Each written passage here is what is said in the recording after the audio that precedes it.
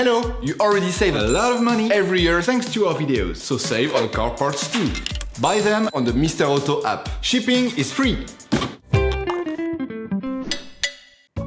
To replace your car radio, you must first turn your engine off. Pull up the handbrake. Get your hands on the needles that will let you remove the original radio.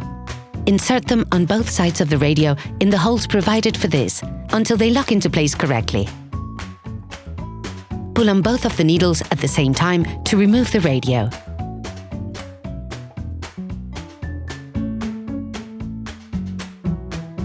To begin with, remove the antenna cable, then the wheel control connector, yellow. To do this, push on the blocking tab and pull on the terminal, not on the wires. Use the same technique for the two other connectors, black and white.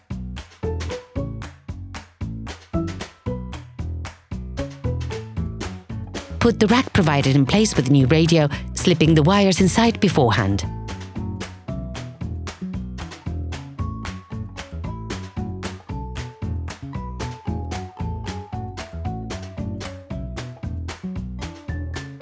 Once the rack has been properly placed into its compartment, lock it in place with a flathead screwdriver and pushing down all the metal tabs. It is important to push all of them down so that the rack is perfectly fixed in place. Insert the antenna adapter into the antenna cable.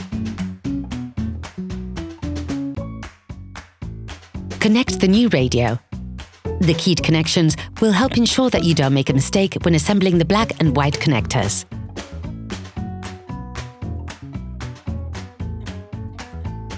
Finish with the antenna wire.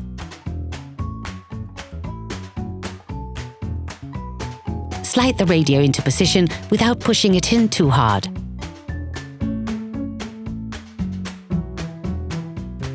Turn on the ignition to check that the radio is working correctly before fully fixing it in place.